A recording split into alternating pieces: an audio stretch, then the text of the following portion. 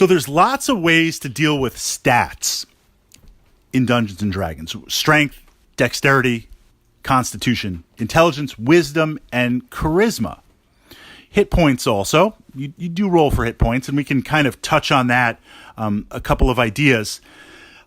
The main way, I think right now, is D&D. I have to be careful what I say because my local meta might not be your local meta, and I tend to play a lot of AD&D, red box D&D, old school D&D. But if we were going into 5th edition, modern D&D, I was sitting down to run a game, and I've got some new players, probably we would do point buy. This is where you're assigned a number of points, and you can distribute them as you want. So what this means is when you pick your character class, the primary attributes, the bonuses that are going to help you. If I'm a fighter, I want a high strength. I want a high constitution. I mean, I want 18s and everything, but I'm not going to get it.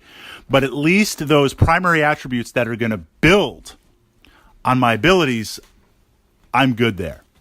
If I want to take a slight reduction in some areas, I can build up other areas. So I could play a fighter that might not be, I might have 16 strength and 16 con, but then I can also get some good dexterity and maybe some good charisma for reaction bonuses. You kind of have control over your character. What this leads to, though, is this idea, and we see this primarily in modern D&D, where you're not just an adventurer, you're kind of like a godlike being. You're kind of like a Nephilim with that.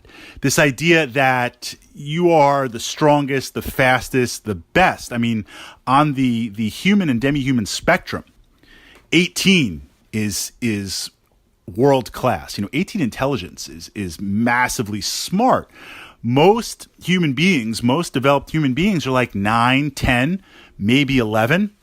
And if we're looking at D&D times, even though it's a fantasy setting, we might see even less, based on the economic status and the environment. So this idea as an adventurer that, you're going in with like 3 18s, a 16, everything else 14. You got +4, +3, +2s everywhere. Is that realistic? I think a lot of players expect that as being the hero of the story, and point buy allows you essentially to play a godlike character. Rolling for attributes. This is kind of AD&D style, where you roll 46, drop the lowest, and that's your ability score. So your strength, this is like the character creation, how you grew up. You're thinking, I kind of feel like playing a fighter. First, you roll for attributes. So I feel like, maybe I want to play a fighter. I roll 46, I drop the lowest, and I've got a strength of 13. That's still above average, but I'm not 18. I'm not this massive titan, god of war. I'm a normal person. So we see this ability with generating stats and rolling for it. You tend to be more mixed. You tend to be more human-like, more common person. And this reflects in AD&D and Redbox D&D, where you're an adventurer. Level 1, you've got some skills, you've got some training, you're adventuring out on a career, but you're very much mortal, not immortal. We'll get to Gold Box one day. A lot of players, I think, don't really like this. They want to be the auto win. They want to move into where their stats are hard. And again, as a player, look, I want my 18s also. I want to go in with my +4 in primary attributes. But is that really feasible from a role-playing perspective? What this leads to in AD&D and Redbox is playing flawed characters or playing characters where you're not the strongest and the fastest, but you still want to leave your mark on the world. So it's kind of interesting from that role-playing perspective. It also leads to times where, because you roll for attributes first, we all have certain character classes that we like to play. And out of all the years I've been playing D&D, in various editions, I can say with confidence I've played all of the character classes. And in 3.x, 3.5, 3.0, I played most of the prestige classes that are on there, when you can kind of go into those subclasses.